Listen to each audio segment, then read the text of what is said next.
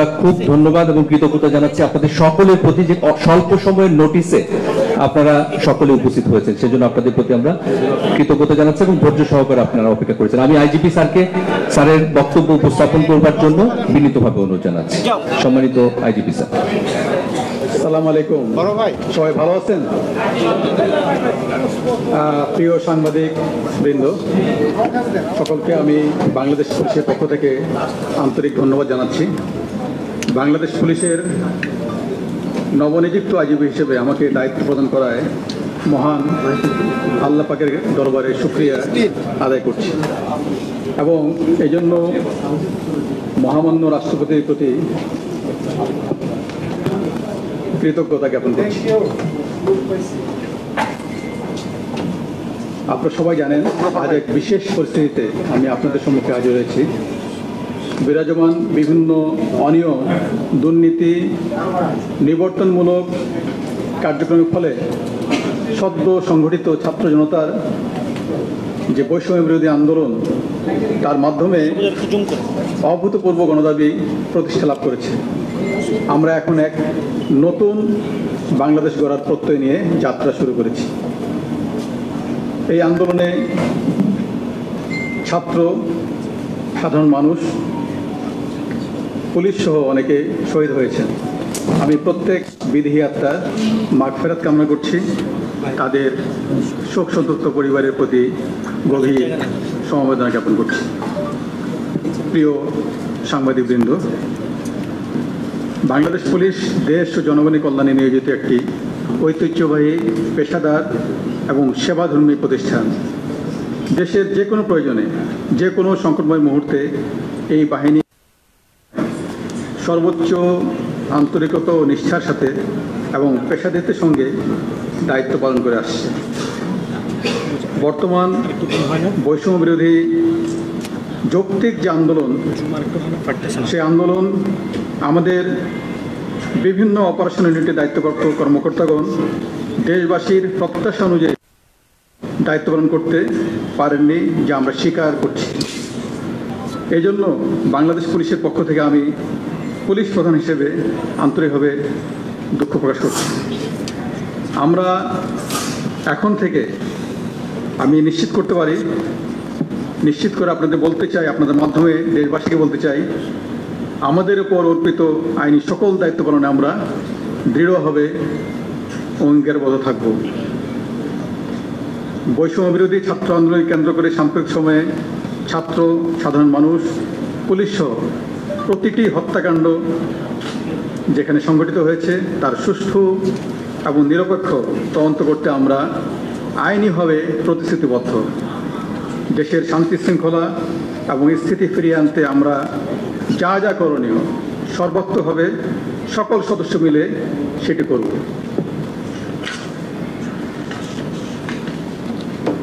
Bangladesh police, আপনি জানেন যে সর্বদা জনগণের জানমালের নিরাপত্তা নিশ্চিত করতে নিরলসভাবে কাজ করছে। আমরা বিশ্বাস করি আমাদের জনগণই আমাদের রাষ্ট্রের মূল চালিকা শক্তি। তাই আমরা সব সময় জনগণের পাশে থেকে জনগণকে সর্বোচ্চ সেবা প্রদানে বদ্ধপরিকর। আমি আজকে উপস্থিত সাংবাদিক ভাইদের কাছে অনুরোধ করছি, আপনাদের সুচিন্তিত মতামতকে অগ্রাধিকার দিয়ে একটি দক্ষ, জনবান্ধব এবং প্রযুক্তি নির্ভর, আধুনিক ও জবাবদিহিমূলক পেশাদার পুলিশ গঠনের এবং পুলিশ সংস্কারের ব্যবস্থা আমরা অচিরেই, ইতিমধ্যে কার্যক্রম শুরু হয়েছে, আমরা গ্রহণ করেছি এবং এটিকে বেগবান করার মাধ্যমে এই পুলিশ যাতে আরও বেশি জনবান্ধব হতে পারে সেই ব্যবস্থা কিন্তু আমরা নিব। পারস্পরিক সৌহার্দ্য, সম্প্রীতি, ভ্রাতৃত্ববোধ এবং মানুষের প্রতি মমত্ববোধে উজ্জীবিত হয়ে আমরা নিজেদের মধ্যে সমন্বয়ের মাধ্যমে এবং সমাজের যত স্টেক হোল্ডার আছে তাদের সঙ্গে সমন্বয়ের মাধ্যমে আমরা সকলে একযোগে কাজ করে উন্নয়ন ও সমৃদ্ধি পথে এগিয়ে যাব ইনশাল্লাহ। প্রিয় সাংবাদিকবৃন্দ,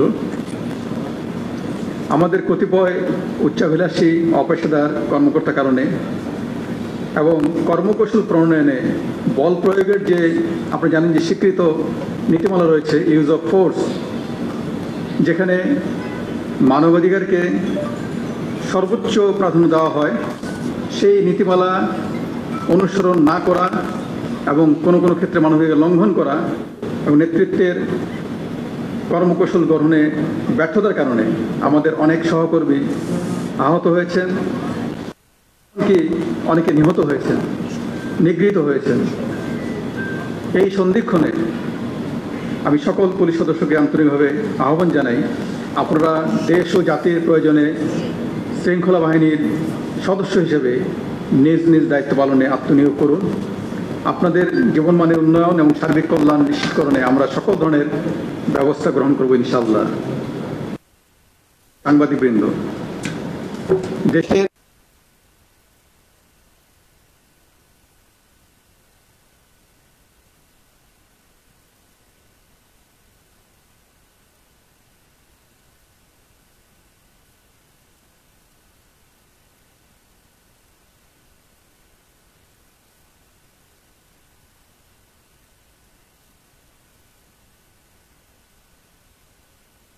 আন্তরিক ভূমিকার জন্য বিশেষভাবে ধন্যবাদ জানাই।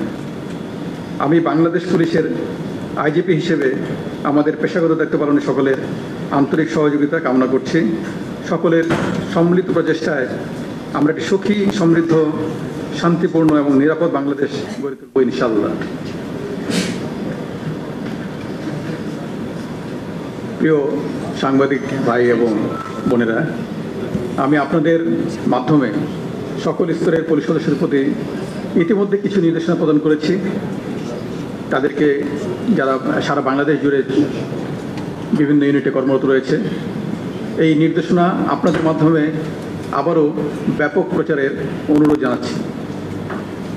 যেমন আমাদের Rajarbagh police lines, public order management, POM, APBNs, headquarter সহ অন্যান্য APBNs কার্যালয় সমূহ, সকল মেট্রোপলিটন এবং জেলা পুলিশ লাইন সহ সকল স্পেশালাইজড পুলিশ ইউনিটের সব অফিসার এবং ফোর্সকে আমরা ইতিমধ্যে নির্দেশনা দিয়েছি। আগামী 8 আগস্ট 2024 তারিখ বৃহস্পতিবার, অর্থাৎ আগামীকাল সন্ধ্যার মধ্যে স্ব কর্মস্থলে যোগদান করতে হবে। ইতিমধ্যে এই নির্দেশনা প্রদান করা হয়েছে। মেট্রোপলিটন পুলিশ কমিশনার এবং জেলার পুলিশ সুপারগণ স্ব অধিক্ষেত্রের থানা এলাকায় জ্যেষ্ঠ নাগরিক, পেশাজীবী, ছাত্র প্রতিনিধি, রাজনৈতিক ও গণমাধ্যম ব্যক্তিবর্গের সমন্বয়ে নাগরিক নিরাপত্তা কমিটি গঠন করবেন। আমরা জনসাধারণের প্রতি আহ্বান জানাচ্ছি, বর্ণিত কমিটি থানা এবং থানা এলাকার নিরাপত্তা বিধানে আপৎকালীন সহায়ক ভূমিকা রাখবে এবং পরবর্তীতে এর চূড়ান্ত রূপরেখা আমরা প্রণয়ন করে সার্কুলেট করব। আগামী 24 ঘন্টার মধ্যে সকল মেট্রোপলিটন, জেলা, নৌ, রেলওয়ে পুলিশ, হাইওয়ে পুলিশ এবং হাইওয়ে পুলিশের সকল থানা, এদের অফিসার এবং ফোর্স স্ব পুলিশ লাইন্সে যোগদানের জন্য ইতিমধ্যে নির্দেশনা প্রদান করা হয়েছে। আমি আপনাদের মাধ্যমে সেই নির্দেশনাটা তাদের মাধ্যমে যেন আপনাদের মিডিয়ার মাধ্যমে যায়, সেই ব্যাপারে ব্যবস্থা গ্রহণের জন্য অনুরোধ জানাচ্ছি। আমি পুলিশ বাহিনীর শৃঙ্খলা বজায় রাখার স্বার্থে সকল স্তরের সহকর্মীকে সামাজিক মাধ্যমে কোনো প্রকার ব্যক্তিগত অথবা পুলিশ অ্যাসোসিয়েশনের নামে ব্যাচ হিসাবে বা অন্য কোনোভাবে কোনো ধরনের দাবি, মন্তব্য, প্রত্যুত্তর ইত্যাদি প্রদান করা থেকে বিরত থাকার অনুরোধ করছি, যেটি আমাদের শৃঙ্খলা বজায় রাখার স্বার্থে অত্যন্ত জরুরি। প্রিয় সাংবাদিকবৃন্দ, বাংলাদেশ পুলিশের সকল উদ্যোগ ও কার্যক্রমে আমরা সবসময় আপনাদের সার্বিক সহযোগিতা পেয়ে আসছি। আগামীতেও আমরা আশা করি এই ধারা অব্যাহত থাকবে।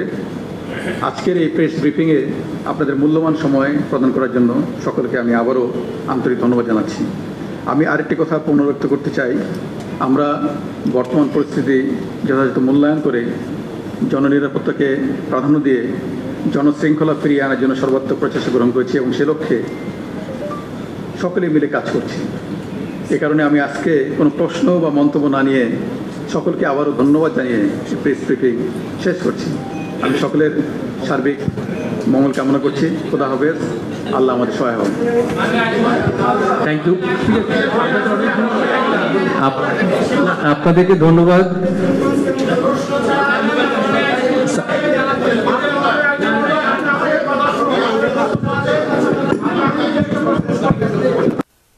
আমাদের আপনি আপনার মিডিয়া আছে, আমাদের মুখপাত্র আছে, আমরা বিস্তারিতভাবে যা যা পাবো আপনাদের জানাবো। আমি শুধুমাত্র একটি বিষয় বলে আমরা জানতে চাচ্ছি না আপনার বক্তব্যে একটা বিষয় আসলে ভালো হতো, সেটা যদি আপনি বলেন। আপনি যখন দায়িত্ব গ্রহণ করছেন তখন অনেকগুলো মানে অসংখ্য থানা ভবন সহ পুলিশের অনেক স্থাপনা একেবারে অকার্যকর, একেবারেই ব্যবহার অযোগ্য। এগুলোকে দ্রুত ব্যবহারযোগ্য করার ক্ষেত্রে পুলিশের আইজি চারদিকে জ্বালাও পড়াও চলছে। আমার বক্তব্য মনে হয় আপনারা অলরেডি শুনেছেন। আমরা বলেছি সকল সদস্যকে আগামী 24 ঘন্টার মধ্যে, আগামীকালকের মধ্যে স্ব ইউনিটে রিপোর্ট করতে হবে। যে যেই জায়গায় যে অবস্থায় আছে আমরা কার্যক্রম শুরু করেছি আমাদের অফিসার এবং ফোর্স মিলে। কারণ আমরা যেখানে কাজ করি জনগণের জন্য কাজ করি, দেশের জন্য কাজ করি, এলাকার জন্য কাজ করি। সেই এলাকায় শুধুমাত্র আমাদের পুলিশ ইউনিট না, আমাদের দায়িত্বাধীন এলাকার মধ্যে আমাদের যে টার্মস অফ রেফারেন্স, আমাদের যে জব যেটা আছে সেটা হচ্ছে জনগণের জানমালের নিরাপত্তা বিধান করা। সেই লক্ষ্যে কিন্তু আমরা কাজ করছি। আমি এই প্রসঙ্গে বলতে চাই যে কিছুটা ভ্যাকুয়াম হয়তো তৈরি হয়েছে, সেটিকে কাটিয়ে ওঠার জন্য আমরা কিন্তু বসে নেই।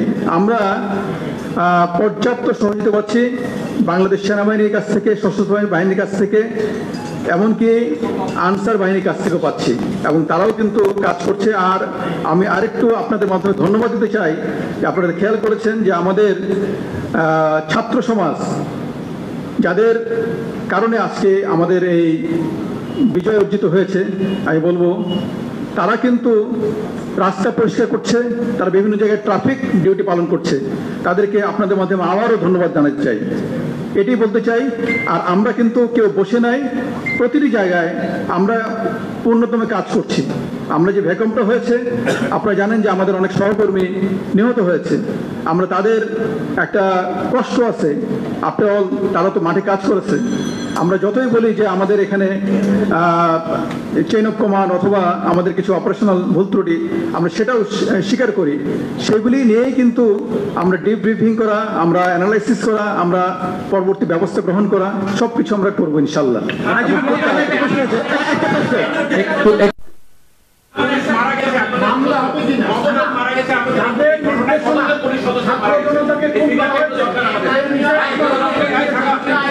আচ্ছা, একজন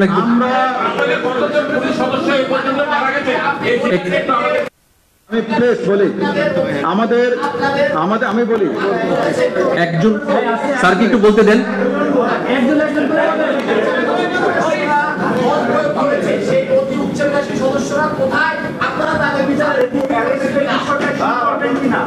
আচ্ছা, আমি আমাদের আমি স্যারকে একটু বলতে দেন কাইন্ডলি, স্যারকে একটু কথা বলতে দেন কাইন্ডলি। আচ্ছা, আমাদের যে কোনো ল্যাবস যদি হওয়া স্বাভাবিক এবং হয়েছে, সেই ল্যাবসের ক্ষেত্রে একটা যে বিধান আছে আমাদের as per our police regulations of Bengal, আমাদের অন্যান্য যে আইনি কাঠামো আছে, ফৌজদারি কার্যবিধি, সার্ভিস রুলস, সেগুলি আলোকে আমাদের অ্যাডমিনিস্ট্রেটিভ ব্যবস্থা এবং আইনি ব্যবস্থা এটি চলমান।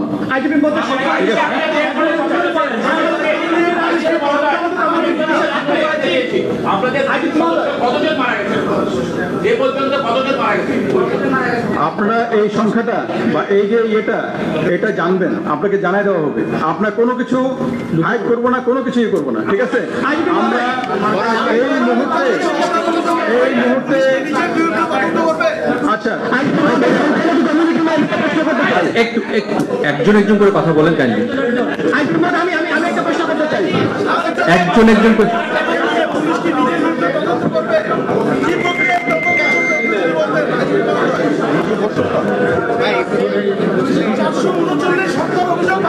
পুলিশকে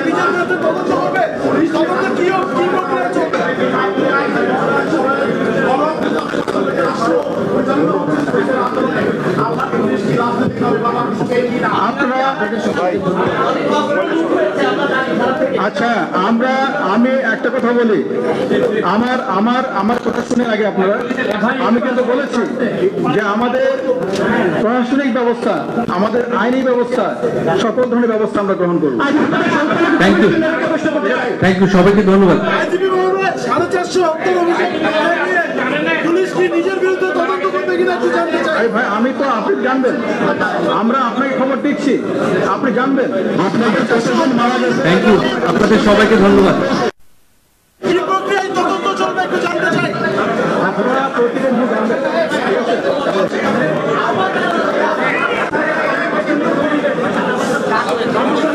স্যার আপনাদের সাথে আবারও কথা বলবেন, আপনাদের সঙ্গে